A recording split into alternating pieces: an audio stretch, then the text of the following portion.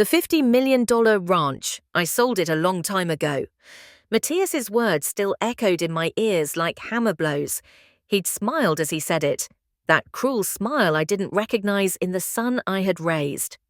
Sophia stood beside him, laughing with disdain, as if she had just heard the funniest joke in the world, as if my pain was her personal entertainment, as if the tears I was fighting to hold back were the confirmation of her victory. But they didn't know what I knew. They had no idea what I had discovered 3 days earlier when I reviewed the documents they thought I'd never understand. They didn't know that the sale had been annulled, that every paper they had forged, every signature they had faked, every lie they had built up for months had crumbled like a house of cards before the eyes of my lawyer, Lydia. Now I was sitting in my car, watching their house from a distance, my hands still shaking with adrenaline. An hour had passed since I left that hellish restaurant where they believed they had destroyed me forever. An hour since I let them think they had won, that they had finally managed to take away the only thing I had left of Edward. My phone was vibrating constantly with frantic messages from Matthias. "Mum, where are you? We need to finish arranging the papers, don't just leave." But the only papers that were going to be arranged today weren't the ones he was expecting. The only documents that mattered now were in the hands of the authorities, along with all the evidence that Lydia had compiled during weeks of silent investigation. From my car, I could see the police cruiser turning the corner, moving slowly down the residential street where Matthias and Sophia had bought that pretentious house with the money they had been stealing from me little by little for the past 2 years. My heart was pounding so hard I thought it was going to burst out of my chest. Finally, after 3 months of constant humiliation, after 3 months of hearing my own son talk about me as if I were an obstacle to be removed as soon as possible, after 3 months of enduring my daughter-in-law's disdainful looks as she planned my destruction from the shadows, the cruiser stopped exactly in front of Matthias's house, that 2-story house with a perfectly manicured lawn that he had paid for with my money without my knowledge. 2 police officers got out of the vehicle and walked to the front door with firm, determined steps, carrying folders that I recognized immediately. I touched the cold glass of my window as if I wanted to touch the justice that was finally arriving after so much suffering. The phone rang again, cutting through the tense silence of the afternoon. It was Matthias, of course. This time I answered because I wanted to hear his voice when he realized that his perfect world was about to collapse. "Mom, where the hell are you? We need you to come back immediately to sign the last papers. Sophia says you've wasted too much time with your dramas. The only papers you'll be signing today are going to be very different from the ones you expected, Matthias." My voice came out calmer than I felt inside, with that serenity that only comes when you finally know that the truth is on your side.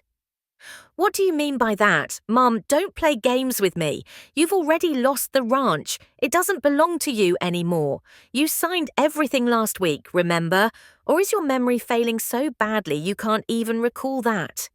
His cruelty cut through me like a dagger, but this time it didn't hurt. This time it only confirmed that I had made the right decision. I heard his doorbell ringing insistently in the background of the call, followed by authoritative voices that I recognized immediately. Then screams of confusion. Then his broken voice yelling, "It can't be! There must be a mistake! Those papers can't be valid!" "There's no mistake, Matthias. The sale was annulled a week ago for fraud and forgery of documents. And now the police are knocking on your door with a warrant for your arrest." The silence on the other end of the line was so profound that I thought he had hung up, but then I heard something that both broke my heart and filled me with a bitter satisfaction at the same time. My older son, the one who had tried to steal everything Edward and I built during 40 years of honest work, the one who had called me crazy and senile for his schemes, was crying like the cowardly child he had always been when things didn't go exactly the way he wanted. Through the glass, I could see the police officers entering the house. I saw the lights turning on one by one as they searched each room. I saw Sophia's shadow running from one window to another, probably trying to hide evidence that was already too late to conceal. My phone vibrated with a message from Hugo, my younger son. "Mum, Lydia told me everything went perfectly. I'm proud of you. Dad would be too."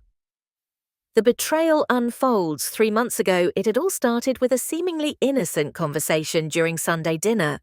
Matthias had arrived with Sophia and my young grandson, just as they had every Sunday for years. But that afternoon, something was different.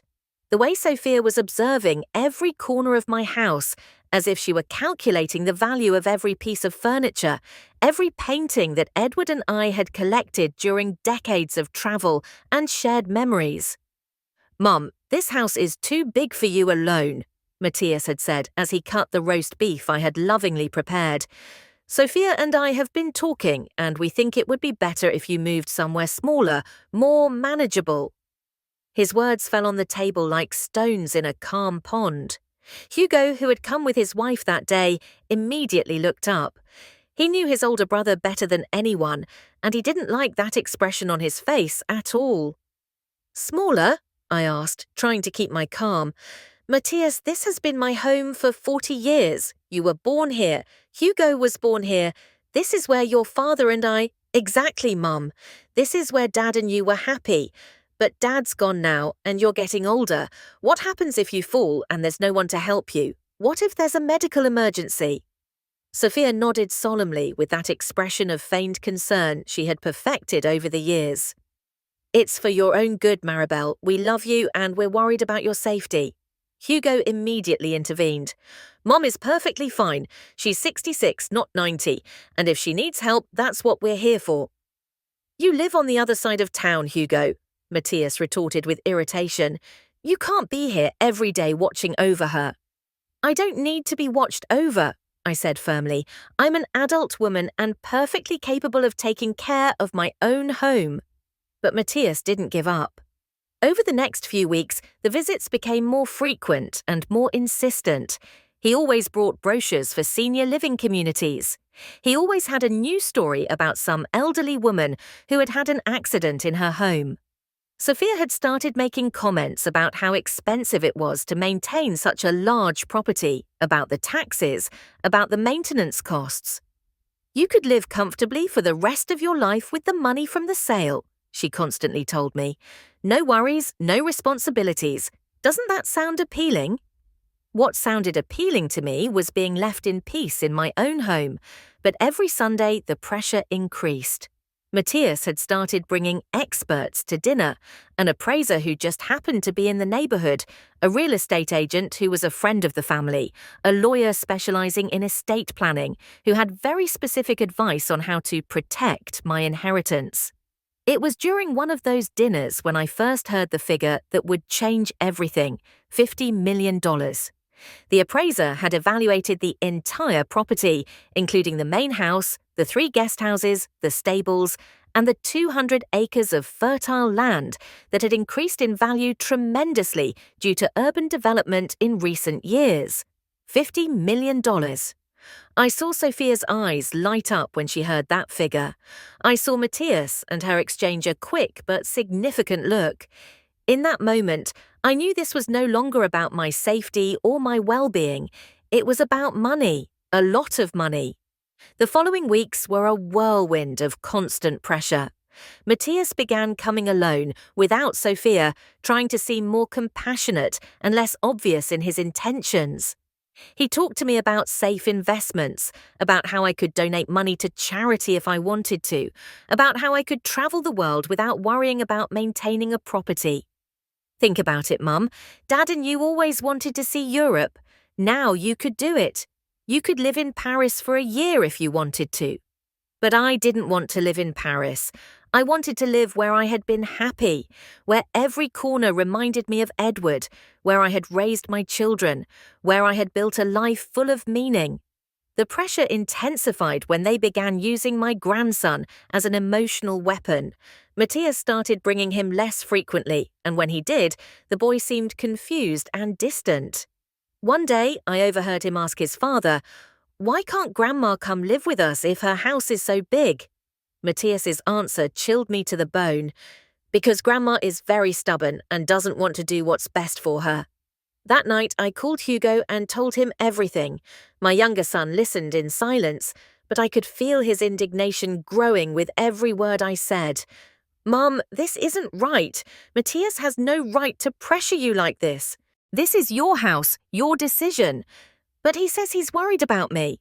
He's worried about the $50 million, Mum, not about you. Hugo was right, but admitting it meant accepting that my older son, the boy I had carried in my arms, the one I had nursed when he was sick, the one I had supported through his college years, saw me only as an obstacle between him and a fortune. The situation reached its lowest point when Matthias began to question my mental capacity. He started making subtle comments about my memory, about decisions I had made, about my ability to handle my own finances. He did it subtly, always with a smile, always with that tone of feigned concern that made me sick. Mum, yesterday you told me you paid the water bill, but when I called, they said it was past due. Mum, I found the milk in the pantry instead of the fridge. Are you sure you're okay, Mum? The gardener told me you paid him twice this month. Don't you think you should let us handle these details? Each comment was like a drop of poison designed to make me doubt myself, to make me believe that I really needed his help, his control, his protection. It was then that I decided to call Lydia. Lydia Gonzalez had been my lawyer for the past 15 years, ever since Edward and I decided to get our legal affairs in order when he was diagnosed with heart problems. She was a brilliant and direct 52-year-old woman who didn't tolerate nonsense from anyone. When I called her that Thursday afternoon, after another exhausting visit from Matthias, her voice immediately became serious. "Maribel, tell me exactly what's going on," she said, after hearing my shaky summary of the last few months. I explained everything: the constant visits, the pressure to sell, the comments about my mental capacity, the way Matthias had started treating me like a child who couldn't make her own decisions. Lydia listened in silence, asking specific questions from time to time. "Have you signed any documents in the last few weeks? Anything at all, no matter how insignificant it seems?" "Just some papers Matthias brought.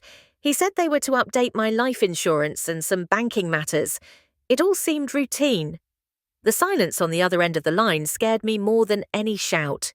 When Lydia finally spoke, her voice had that dangerous quality it took on when she was furious, but in control.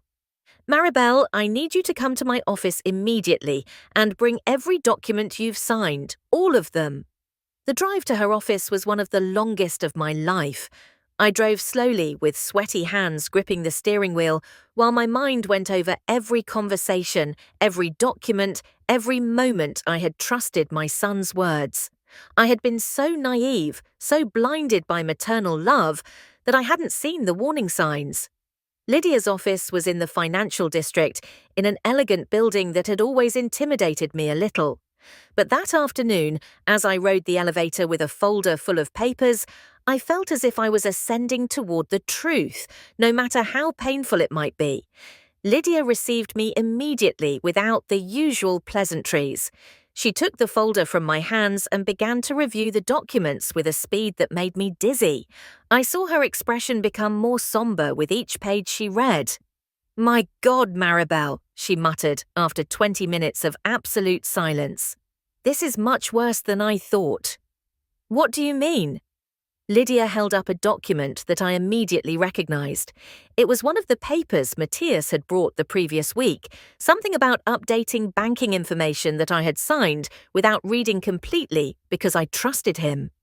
"This is not a banking update, Maribel. This is a power of attorney that gives Matthias total control over all your finances. And this other document," she held up another sheet, "is a fraudulent medical declaration that says you have been evaluated and found incompetent to manage your own affairs." The world stopped. Lydia's words echoed in my ears as if they were coming from very far away. Incompetent, fraudulent medical declaration, but I was never evaluated by any doctor. I never signed anything that said that.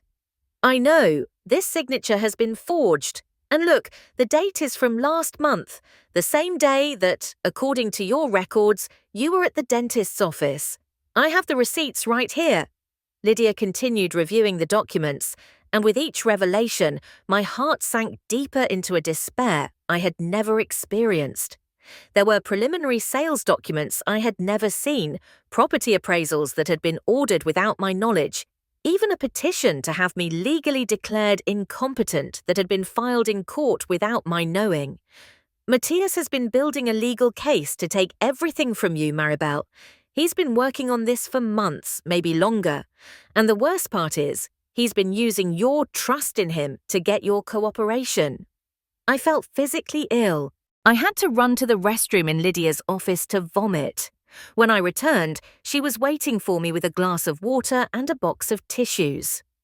"What can I do?" I asked in a broken voice. "It's too late." "No," Lydia said firmly, "but we need to act fast, and we need to be very smart about how we do it." Over the next 2 hours, Lydia explained exactly what Matthias had been doing. He had used falsified documents to establish that I was not mentally competent. He had used the fake power of attorney to start the process of selling my property. He had even contacted potential buyers and received serious offers for the ranch. The plan was to get you to sign the final sales documents during a family meeting, probably by presenting them as something different. Once you signed, it would be very difficult to reverse the sale, especially with all the fake documentation establishing your supposed incompetence. But how could he do all this without me noticing? Because you trusted him, and because he was very careful to keep the lies small and believable. A document here, a signature there, nothing that seemed suspicious on its own. Lydia had started taking notes furiously as she spoke. "We're going to annul all of this, Maribel. We're going to expose every lie, every forged document, every manipulation. But I need you to trust me completely, because what we're going to do requires you to act as if you know nothing about this." "What do you mean?"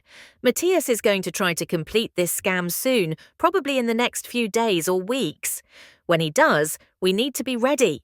We need recordings, witnesses, irrefutable evidence of what he's doing." The idea terrified me, but I knew Lydia was right.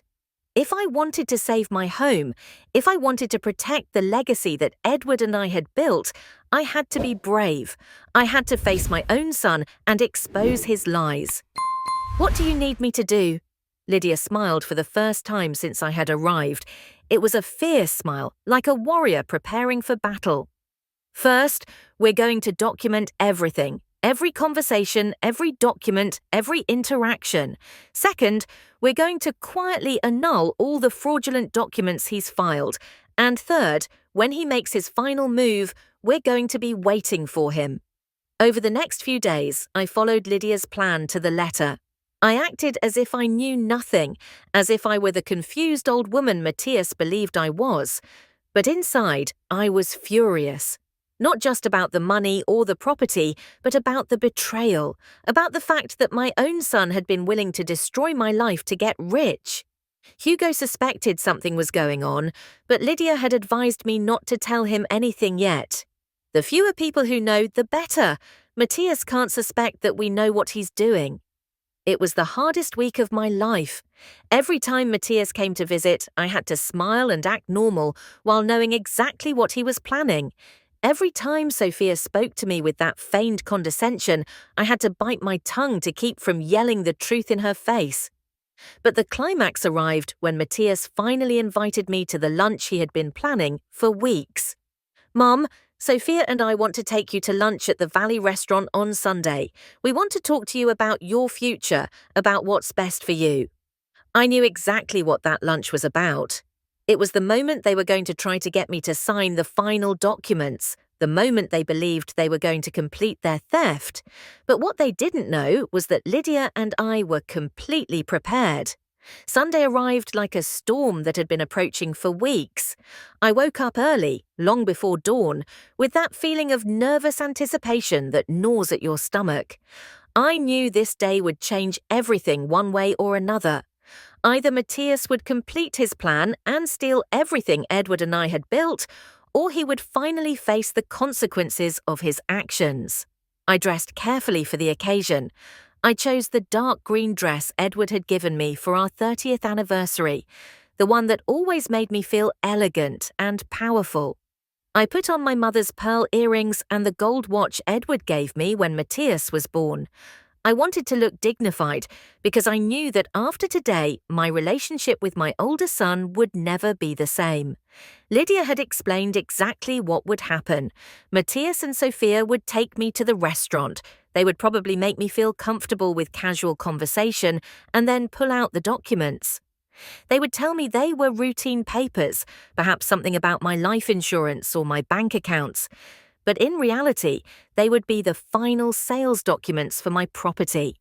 When they take out the papers, Lydia had instructed me, don't sign them immediately. Ask for time to read them. Ask questions. The more time you spend reviewing them, the more opportunities we'll have to document exactly what they are trying to get you to sign. The recording device Lydia had given me was so small that it fit perfectly in my flower brooch. No one would suspect that every word spoken at that lunch would be recorded for posterity. At noon, I heard Matthias's car stopping in my driveway. I took a deep breath, looked at myself one last time in the mirror, and went out to face what I knew would be one of the most difficult performances of my life. "Mom, you look beautiful," Matthias said with that charming smile he had inherited from his father. He hugged me as he always had, and for a painful moment I remembered the little boy who used to run to me when I came home from work. Sophia was in the passenger seat, perfectly made up and dressed as if it were an important business meeting, which, I suppose, was exactly what it was for her. "Maribel, you look so elegant today," she said with that sweet voice she had perfected for these occasions. "That dress looks gorgeous on you." The drive to the restaurant was tense for me, although I tried to maintain a normal conversation. Matthias told me about Sophia's work, about their plans for summer vacation, about how well my grandson was doing in school. All very normal, very familiar, very designed to make me feel comfortable and trusting. The Valley restaurant was one of the most elegant in the city, the kind of place where the wealthy conducted important business while eating dishes that cost more than many families spent on groceries in a week. Matthias had reserved a private table in a corner, away from the noise and distractions. Perfect for an intimate conversation, perfect for what they had planned. During the first hour, everything went exactly as Lydia had predicted. Casual conversation, questions about my health, comments about how good the food looked. Matthias even ordered a bottle of the wine he knew I liked, trying to create a relaxed and celebratory atmosphere. It was after the main course that the real show began. "Mum," Matthias said, adopting that serious tone he used when he wanted to appear responsible and adult. "Sophia and I have been working on some legal matters that we need to discuss with you." Sophia nodded solemnly, as if she were worried about my well-being. "It's about your future, Maribel. We want to make sure you're protected." Matthias took an elegant folder from his briefcase and placed it on the table. "We've been working with some financial and legal experts, and we found some truly excellent opportunities for you." "What kind of opportunities?" I asked, although I already knew exactly where this conversation was heading. "Well, as you know, maintaining a property as large as the ranch is becoming more and more expensive and complicated. Taxes are going up, maintenance costs are enormous, and frankly, it's too much responsibility for one person." Sophia leaned forward with that expression of feigned understanding that made me sick. "What Matthias is trying to say is that we've found a way to free you from all those worries.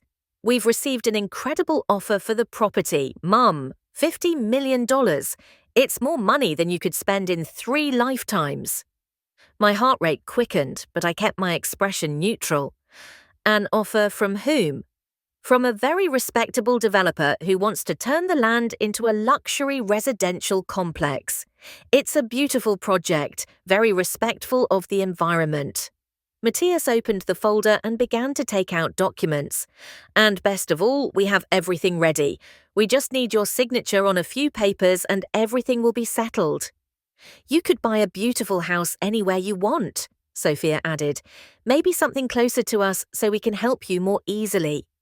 It was the exact moment Lydia had predicted, the moment they would show their true intentions. I looked at the documents Matthias had placed in front of me, feigning confusion. I don't understand. When did we decide to sell the ranch? I never said I wanted to sell it. Matthias exchanged a quick glance with Sophia. It was a look of barely contained impatience. Mum, we've talked about this many times. You yourself said it was too much work for you. Don't you remember our conversations about simplifying your life? I remember you talking about it. I never agreed. Sophia's mask of patience began to crack. Maribel, I know this can be confusing, but it really is what's best for you. Matthias and I have researched all the options. And what if I don't want to sell? The silence that followed was so tense that I could feel it physically. Matthias leaned forward, and for the first time all lunch, I saw a glimpse of the real person hiding behind the facade of the concerned son. Mom, I don't think you fully understand the situation. You can no longer make these kinds of decisions alone. We've consulted with doctors and lawyers, and they all agree that you need help. What doctors? I haven't spoken to any doctors about this. Sophia laughed, but it wasn't a pleasant laugh. It was condescending, cruel. Maribel, your memory isn't what it used to be. It's understandable at your age. Matthias placed his hand on mine, but it wasn't a gesture of affection. It was possessive, controlling. Mum, you already signed some documents that give us the authority to help you with these decisions. Don't you remember?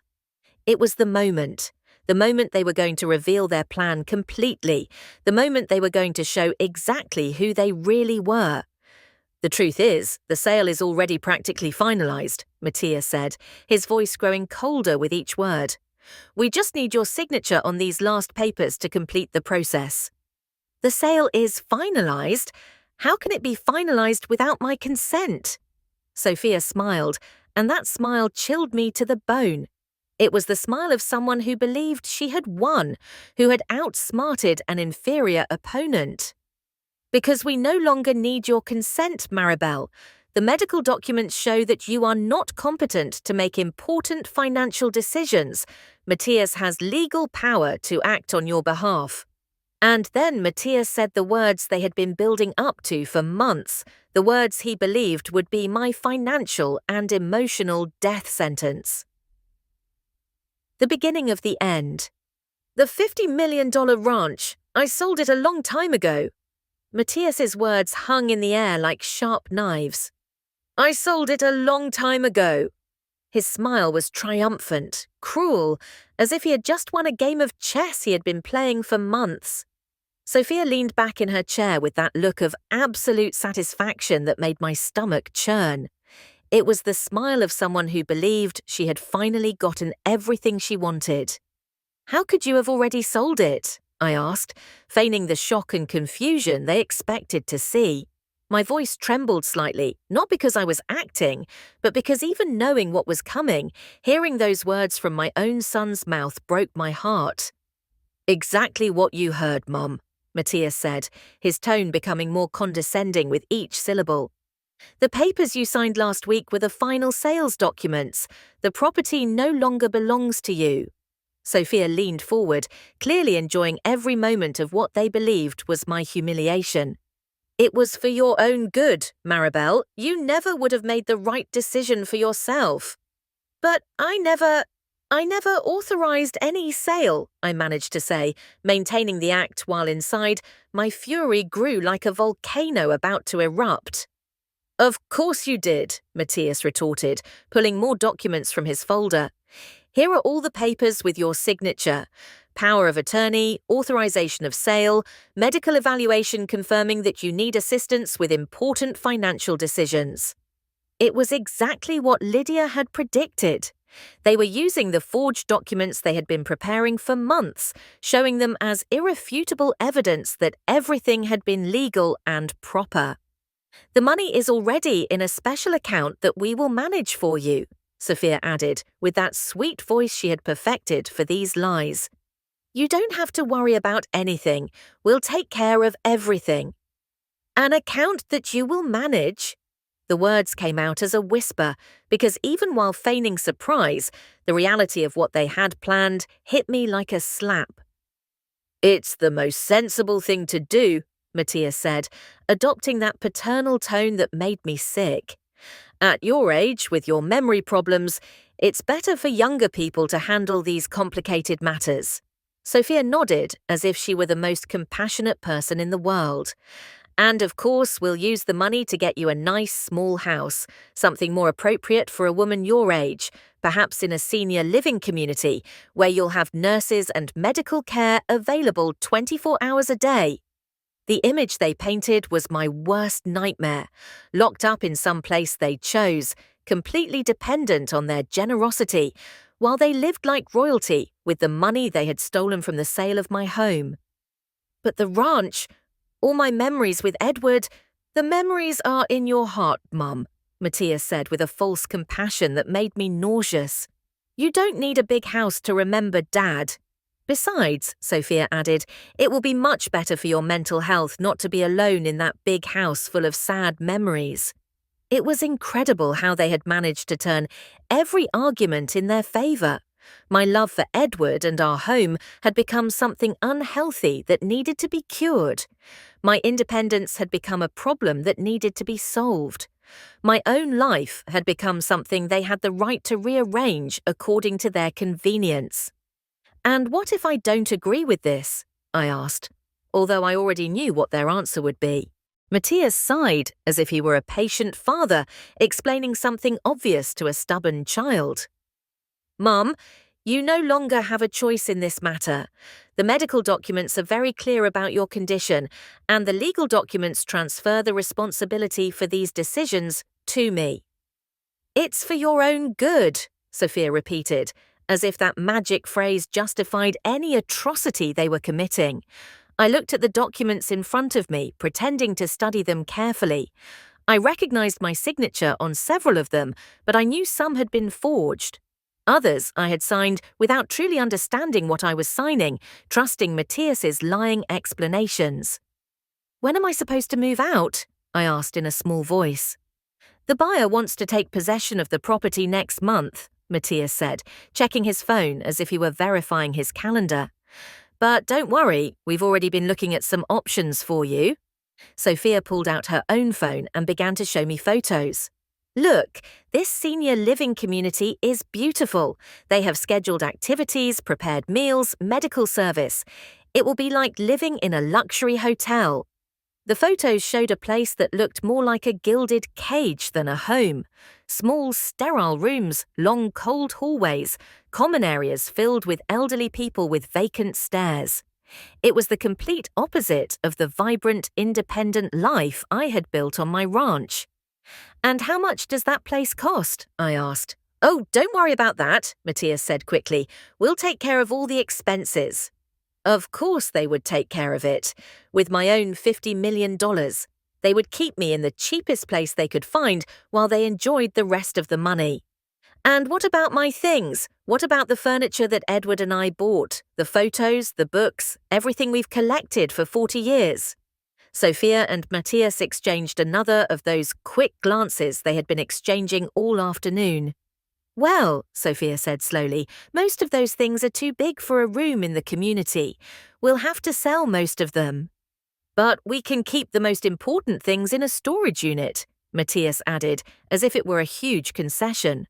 40 years of life reduced to a storage unit, 40 years of love, work and memories turned into a nuisance that had to be liquidated as quickly as possible. I understand that this is a lot to process, Matthias said, again adopting that condescending tone.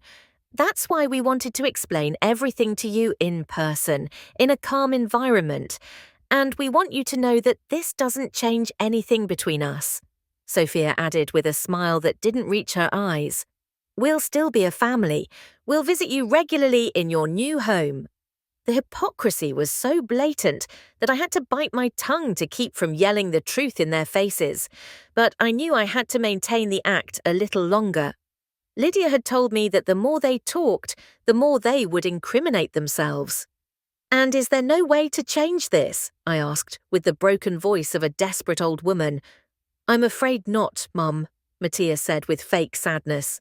The documents are already signed, the sale is closed, and frankly, it's what's best for everyone, especially for you, Sophia insisted. You won't have to worry about anything anymore. You can relax and enjoy your golden years without all those heavy responsibilities. Matthias leaned back in his chair, clearly satisfied with himself. And honestly, Mum, Dad would have wanted this for you. He never would have wanted you to hold on to that house if it was becoming a burden. Mentioning Edward was the last straw. Using the memory of my dead husband to justify their theft was more than I could bear, even while pretending to be the helpless victim they believed I was. You're right, I said finally with the voice of a defeated woman.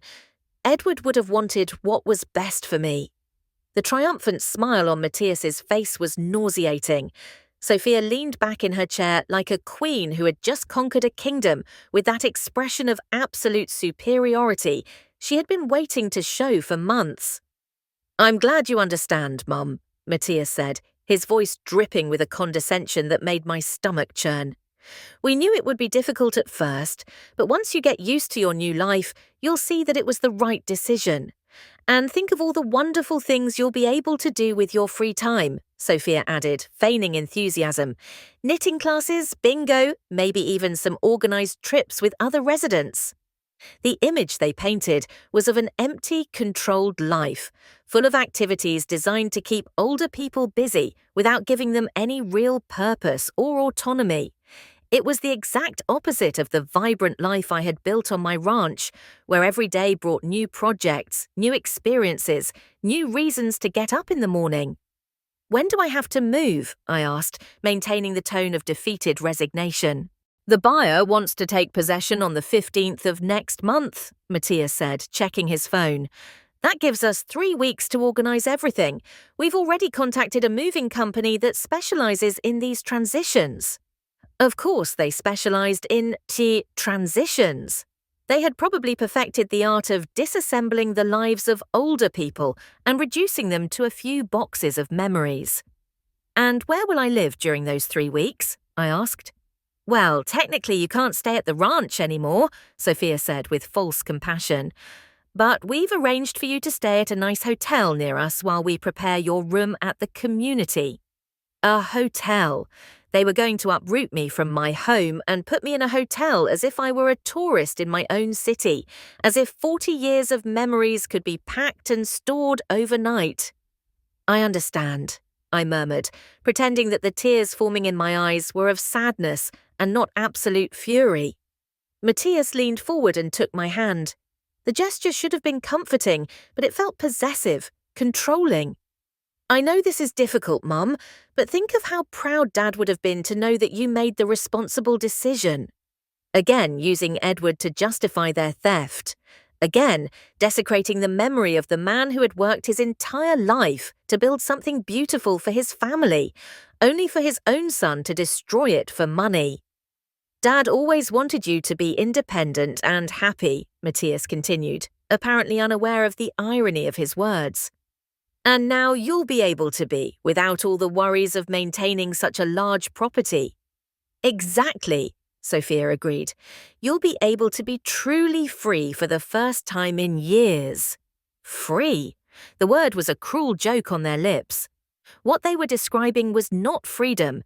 It was a gilded prison where every aspect of my life would be controlled by others, where my decisions would be made by administrators of the community and my finances handled by the son who had betrayed me. And will I be able to visit the ranch before they hand it over to the buyer? I asked, putting all the pain I could into my voice. Matthias and Sophia exchanged an uncomfortable glance. They clearly hadn't expected that question. Well, Matthias said slowly, the buyer wants to do some renovations right away, so it's probably best to make a clean break. Prolonging the process would only make things more difficult for you emotionally. Besides, Sophia added, we've already started packing some of your things. We don't want you to be stressed seeing everything in disarray. Of course, they had started packing my things. They had probably been looting my house for days, deciding what had value and what they could throw away. "What things have you packed?" I asked. "Oh, just some valuable items that we want to make sure are safe," Matthias said vaguely. "The family jewelry, some paintings, things like that." The family jewelry, the paintings Edward and I had bought during our travels. Probably everything with monetary value had been secured somewhere where I would never see it again. "I'd like to see those things before I move," I said firmly. "Of course," Sophia said quickly, but I could see the irritation in her eyes. "When we have time to organize it properly." I knew that time would never come. Once they got me out of my house, they would find endless excuses to prevent me from seeing my own possessions.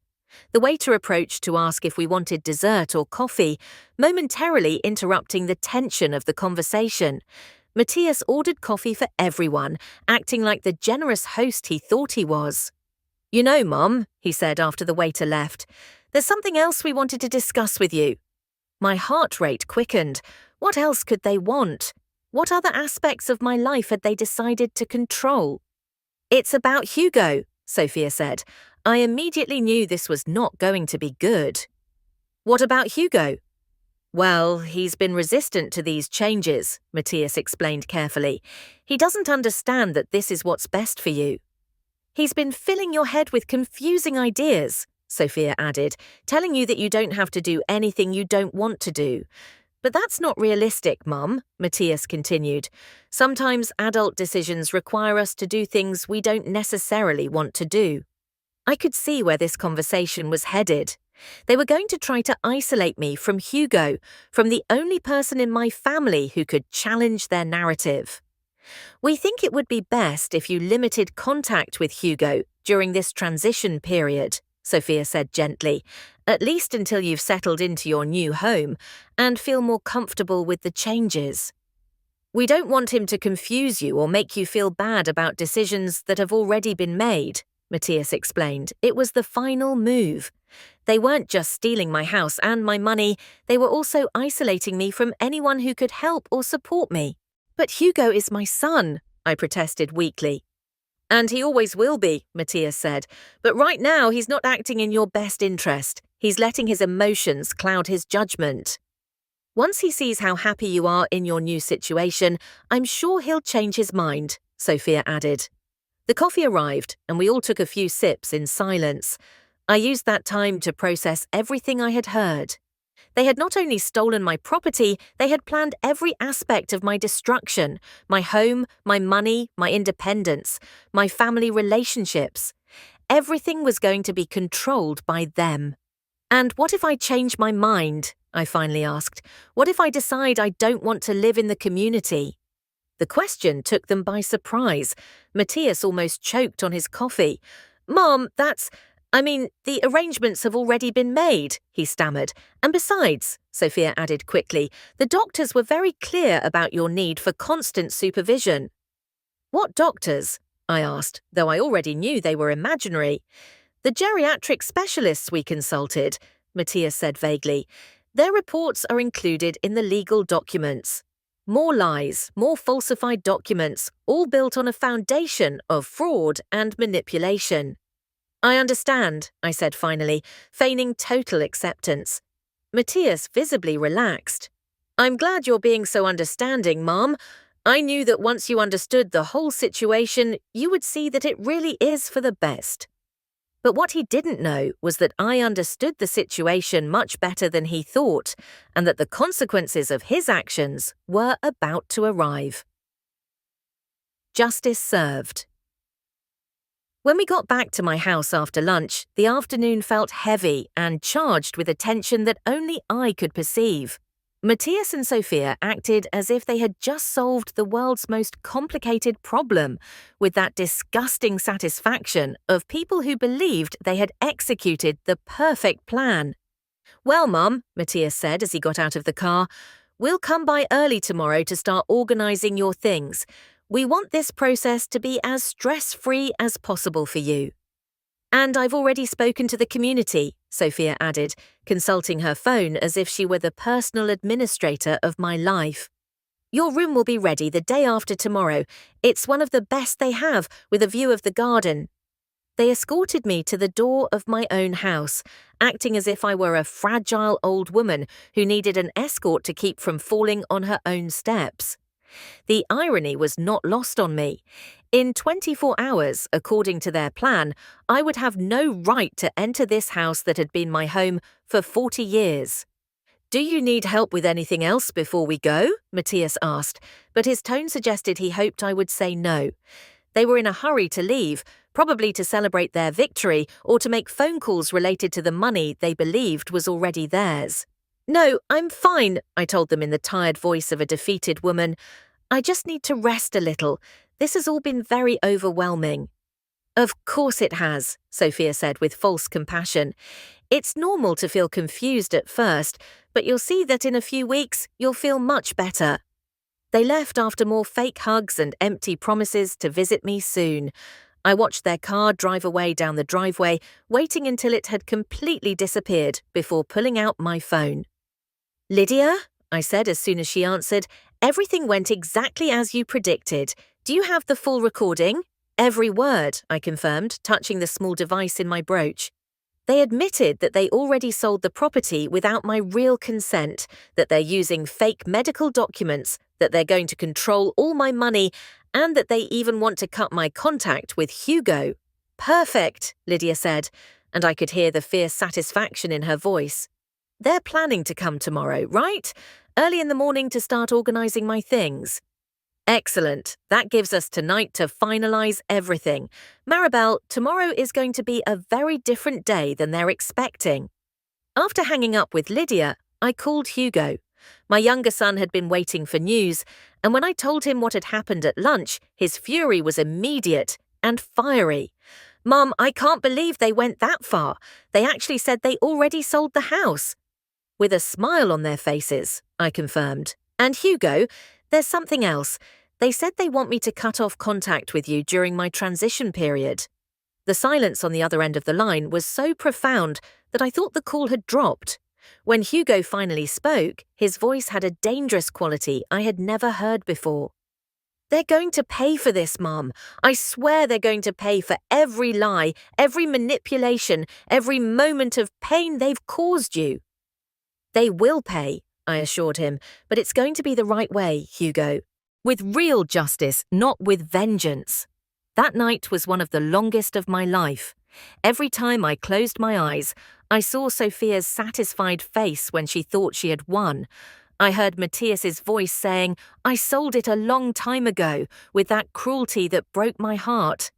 But I also thought of Edward, of how he would have reacted if he had been alive to see what his older son was doing. Edward had been a just man who believed in doing the right thing no matter the personal cost. He had taught me that family was sacred, but also that respect and honesty were the foundation of any true relationship. "Forgive me, Edward," I whispered into the darkness of our bedroom. "I know he's our son, but I can't let him destroy everything we built together." At 6 a.m., my phone rang. It was Lydia. "Everything is ready, Maribel. The annulment documents are filed, the authorities are informed, and I have 2 detectives waiting for my call. Are you ready for this?" "More than ready," I told her. "I'm ready for this nightmare to end." At 8 o'clock, exactly as they had promised, I heard Matthias's car arriving down the driveway. I looked out the window and saw that they had brought a large truck, probably to take away everything they considered valuable. They had also brought help, a man I didn't recognize who was carrying empty boxes, and a woman with a clipboard who seemed to be some kind of appraiser or liquidation specialist. I took a deep breath, smoothed out the green dress I had carefully chosen for this occasion, and went to open the door. "Good morning, Mum," Matthias said with fake energy, as if it were any normal family visit. "We brought some help to make this more efficient." Sophia came in behind him, already looking around my living room as if she were calculating what they could take. "Maribel, this is Carmen, a specialist who is going to help us determine what things have value and what can be donated." Carmen greeted me with a professional smile that didn't reach her eyes. It was obvious she had done this before, that she specialized in dismantling the lives of older people for the benefit of greedy relatives. "And this is Roberto," Matthias continued, pointing to the man with the boxes. "He's going to take care of packing the important things. Where do you want to start?" I asked, maintaining the tone of resignation they had expected to hear. "We thought it would be best to start with your bedroom," Sophia said. "The jewelry, the clothes, the personal items. Then we can move to the common areas." Of course they wanted to start with my bedroom. That's where the most valuable things were, the ones that could be sold most easily or that they wanted for themselves. "All right," I said submissively, "let's go upstairs." As we went up the stairs, Roberto was already opening boxes, and Carmen was taking out her clipboard to make an inventory. It was a well-organized operation, clearly planned in advance. In my bedroom, Sophia immediately went to the jewelry box Edward had given me for our 10th anniversary. Her eyes gleamed when she saw the pieces inside: the diamond earrings, my mother's pearl necklace, the gold bracelet Edward had given me when Matthias was born. "These jewels are very valuable," Carmen said, examining each piece with an expert eye. "They should go in a special safe deposit box." "Of course," Matthias agreed. "We don't want them to get lost during the move." It was a lie, and we all knew it. Those jewels would never make it to my new room in the community. They would be lost in the process, or sold to cover expenses, or simply disappear into Sophia's pockets. As they packed my most precious possessions, as if they were inventory in a store, I kept my expression neutral, but inside I was counting the minutes until justice arrived. "Mom, I found these documents in your dresser," Matthias said, holding up some papers. "They're important." I looked at the documents and immediately recognized what they were: copies of my original will, insurance documents, and certificates of deposit that Edward and I had kept as additional security. "I don't know," I said in a confused voice. "Edward took care of those things." "I'll take them to review them," Matthias said, folding them and putting them in his pocket. "They're probably things we can cancel now that the situation has changed." More theft, more evidence of their real intentions. After an hour of watching them systematically dismantle my life, my phone rang. It was Hugo. "Mum, how are you? Have they arrived?" "Yes, my son," I said in a tired voice. "They're here packing my things." "Can I talk to Matthias?" I passed the phone to Matthias, who frowned when he saw the name on the screen. "Hugo, we already talked about this," he said with irritation. "Mom is fine. We're taking care of her." I couldn't hear Hugo's response, but I saw Matthias's expression become more and more annoyed. "No, you can't come over. This is already difficult enough for Mum without you complicating things. No, she doesn't need your help, Hugo. I'm going to hang up if you keep this up." And then, at exactly 10:30, just as Lydia had promised, I heard the sound I had been waiting for all morning. Cars stopping in my driveway, many cars. The sound of car doors closing was like music to my ears. Matthias was still arguing with Hugo on the phone when we heard firm footsteps coming up the front steps, multiple pairs of footsteps. "Who could that be?" Sophia murmured, peering out my bedroom window. I saw her face turn pale when she saw what was outside. "Matthias, come here now." Matthias cut the call short and went to the window. When he saw the official cars parked in my driveway and the people in formal attire walking toward the door, his face completely transformed. "What the hell is going on?" he whispered, more to himself than to us. The doorbell rang, a long, insistent sound that echoed throughout the house. "I'll get it," I said with the calm voice of someone who knew exactly what was happening. "No," Matthias said quickly, grabbing my arm. "I'll handle it." But before he could move, we heard an authoritative voice from downstairs. "Police! We have a search warrant! Open the door!" The silence that followed was deafening. Carmen and Roberto had become completely motionless, still holding the boxes they were packing. Sophia looked like she was about to faint. "This has to be a mistake," Matthias murmured, but his voice no longer had that arrogant confidence from before. "It has to be a misunderstanding." "You'd better go open it," I told him gently. "I don't think it's a good idea to keep the police waiting." Matthias went down the stairs slowly, like a man walking toward his execution. Sophia followed him, leaving behind the jewels she had been inventorying with so much enthusiasm. Carmen and Roberto exchanged nervous glances, but didn't move. From the second floor I could hear perfectly when Matthias opened the door. "Matthias Herrera?" The voice was professional, serious. "Yes, that's me, but I don't understand what—" "I'm Detective Ramirez. I have a search warrant for this property, and also warrants for your arrest, and Sophia Herrera's for fraud, forgery of documents, and financial exploitation of an elderly person." Sophia's gasp was clearly heard from upstairs. Then the sound of something falling to the floor, probably her purse or her phone. "This is ridiculous," Matthias shouted. "There must be a mistake. This is my mother. I'm taking care of her." "Mr. Herrera, you have the right to remain silent." I went down the stairs slowly, savoring every word of the Miranda rights the detective was reading. When I got to the first floor, I saw a scene I had been imagining for days. Matthias was handcuffed, his face red with indignation and shock. Sophia was crying hysterically while another detective explained the charges against her.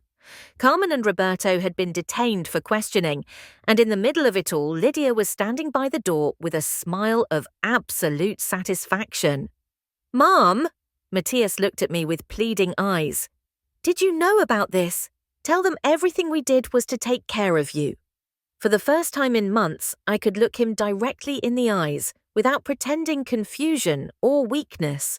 When I spoke, my voice was clear, strong, and completely sane. "What you did, Matthias, was try to steal from me. What you did was forge medical documents to declare me incompetent. What you did was try to sell my house without my real consent." His mouth opened in shock. "But you signed everything. You agreed." "I signed papers that you told me were one thing, when in reality they were another. That's called fraud, Matthias, and I have recordings of every lie you told me." Sophia had stopped crying and was now looking at me with pure hatred. "You're a manipulative old woman. You tricked us." "I tricked you," I laughed, but it wasn't a joyful laugh. "You spent months planning how to steal everything Edward and I built over 40 years. You forged medical documents. You were going to lock me up in a community and steal my money. And I'm the manipulator?"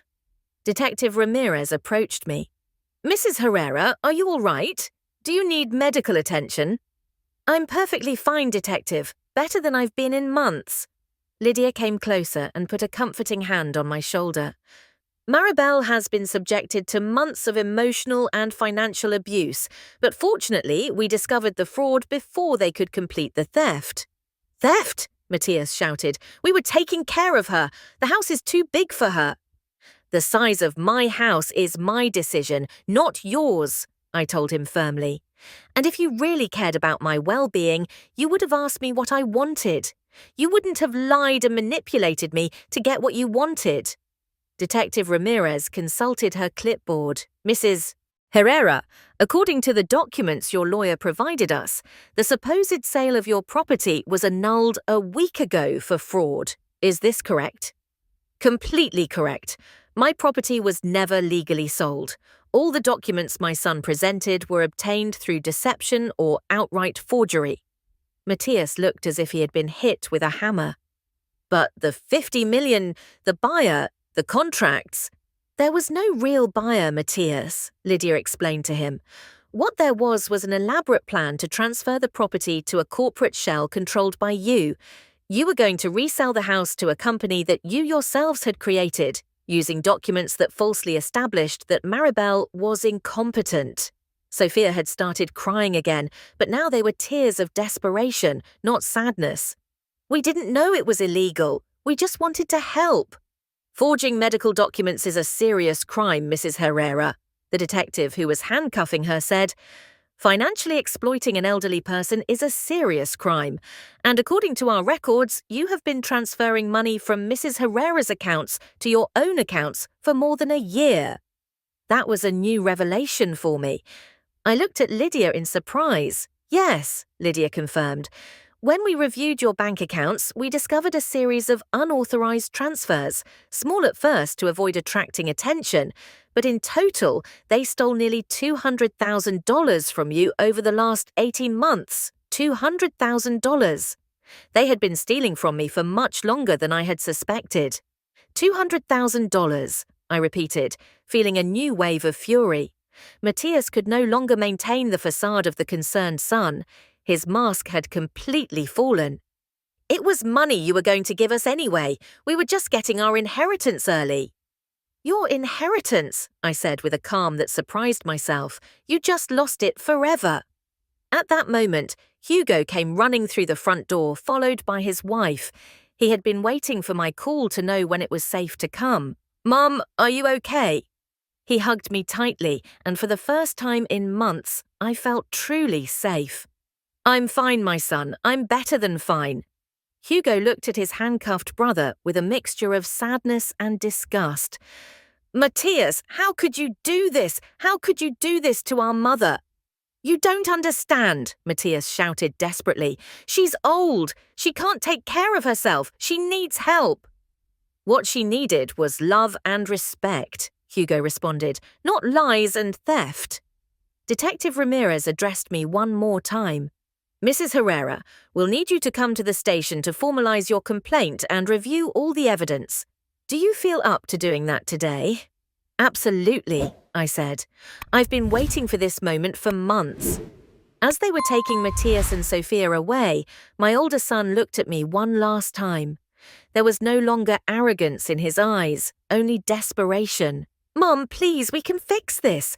We can give the money back. Don't let them send us to jail. For a moment, the maternal love I had had for him for 42 years tempted me to consider his words. But then I remembered all the months of humiliation, all the lies, all the pain he had caused me. Matthias, I said softly, the consequences of your actions are not up to me to decide. You decided them when you chose to steal from me instead of loving me. And with those words, they took him away. At a new beginning. 3 months had passed since that day that changed everything forever. 3 months since I saw my older son and his wife handcuffed and taken away in the back of a police cruiser. 3 months since I could finally breathe freely in my own house without the constant weight of betrayal crushing my chest. Autumn had arrived at the ranch with a softness I hadn't felt in years. The trees that Edward and I had planted when we were young now showed their golden and reddish colours, creating a beautiful mosaic from the windows of the main living room. It was as if the property itself knew it was safe again. I was sitting in my favourite armchair, the same one where I used to read while Edward worked on his carpentry projects in the garage, when the letter arrived. Hugo brought it to me personally, as he had been doing with all important correspondence since the arrest. It's from him, he said simply, placing it on the coffee table. I didn't need to ask from whom. The handwriting was the same I had seen on birthday cards and school notes for decades, Matthias's handwriting. Are you going to read it? Hugo asked, sitting on the sofa across from me. I don't know yet, I said honestly. How are things with the case? Lydia says everything is proceeding without complications. Matthias and Sophia pleaded guilty last week as part of a plea deal. They'll be in prison for at least 3 years and have to pay you full restitution for everything they stole, plus interest and damages. 3 years. It seemed like a very short time for trying to destroy my life, but Lydia had explained that with plea deals, it at least spared me the trauma of a long and public trial. And Carmen and Roberto? Carmen lost her license and is facing separate charges. Roberto was just an employee who didn't really know what was going on. They released him. I was glad for Roberto. He had seemed like an honest man, caught in a situation he didn't fully understand. Hugo stayed with me while I made lunch, something we had turned into a tradition since everything ended.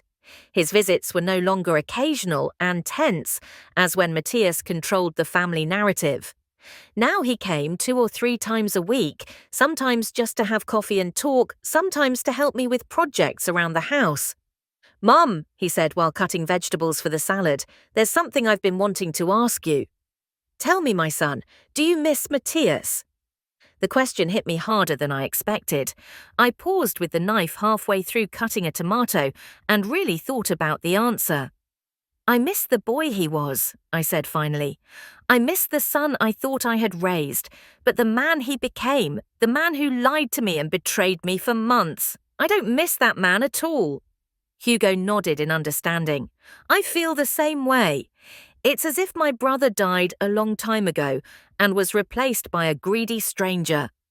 After lunch, Hugo left for work, and I was left alone with the letter. I contemplated it for an hour before finally opening it.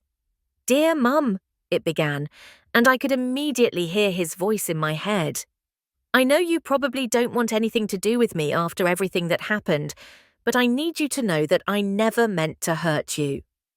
I continued reading, and with each line, my heart hardened a little more. The letter was full of justifications, of excuses about financial pressure, of claims that everything he did was because he was concerned about me. Not once did he truly admit what he had done. Not once did he ask for forgiveness, without adding a "but" immediately afterward. "Sophia and I are working on becoming better people," he wrote near the end. "When I get out, I hope we can rebuild our relationship. You were always a wonderful mother, and I know you can find it in your heart to forgive your son who made mistakes." Mistakes?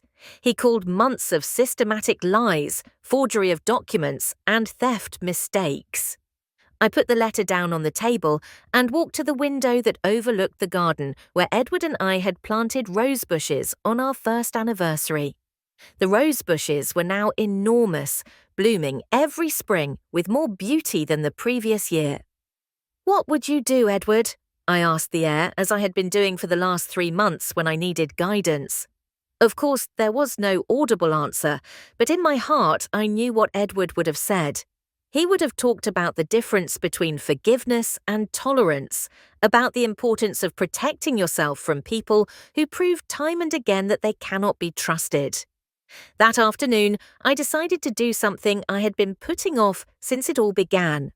I called an architect to discuss renovation plans for the smaller guest house on the property. "Are you thinking of renting it out?" the architect asked when he came to see the space. "Not exactly," I explained. "I want to turn it into a temporary shelter for elderly women who are being financially abused by their families." The idea had been growing in my mind for weeks. My experience with Matthias and Sophia had opened my eyes to something that probably happens more frequently than people want to admit. How many other women my age were being manipulated and stolen from by their own children? How many felt so ashamed that they never sought help? "That's a very noble project," the architect said, taking measurements and making notes. "Do you have a background in social work?" "No," I admitted, "but I have a background in being a victim, and now I have a background in surviving and reclaiming my power. Maybe that's enough to help others." Over the next few weeks, the project became my passion. I hired workers to renovate the guest house, installing security systems, and creating comfortable, dignified spaces. I spoke with lawyers specializing in elder law, with social workers, with organizations that were already helping victims of financial abuse. Hugo supported me completely in the project. "Dad would be so proud," he told me one day while we watched the workers install new windows. "You always said he wanted us to use our experiences to help others." The shelter would open in 6 months. I already had a list of 5 women who needed help, all referred by Lydia and other lawyers who had heard about the project. One afternoon, while I was reviewing the final plans for the renovation, Hugo arrived with news. "Matthias wants to see you," he said without preamble. I looked up from the blueprints. "In prison?" "Yes, his lawyer called Lydia. He says he's been in therapy and wants to make amends with you before he's transferred to a minimum security prison." "And what do you think?" Hugo shrugged. "I think you're strong enough to make your own decision, but I also don't think you owe him anything." That night, I reread Matthias's letter. This time, instead of anger, I felt a deep sadness. Not for me, but for him, for the man he had become, for the choices he had made, for the son I had lost forever. But that sadness was not the same as the obligation to submit to more emotional manipulation. I took out a pen and paper and wrote my response. It was short, clear, and definitive. Matthias, I have received your letter and your request to visit you. After much reflection, I have decided that this is not something I can do at this time. Perhaps someday, when you have demonstrated through real actions, not just words, that you have truly changed, we can consider a reconciliation.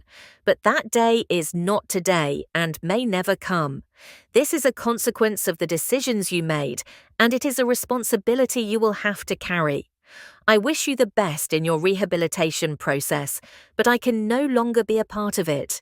Take care of your soul, and maybe someday you can find the peace you destroyed when you chose greed over love. I sealed the letter and gave it to Hugo to mail. 3 days later, while I was working in the garden, I heard a car approaching down the driveway. It was Lydia, with a huge smile on her face. "What's wrong?" I asked, taking off my gardening gloves. "I just got word that all of the restitution has been paid in full," she told me. "The $200,000 they stole, plus legal fees, plus damages. It's all back in your accounts." The money was important, but it wasn't what mattered most to me. What mattered most was that I had finally recovered something I had lost during those terrible months: my dignity, my autonomy, and my faith in my own strength. "Thank you, Lydia," I said, hugging her tightly. "Thank you," she replied, "for trusting me and for being brave enough to fight."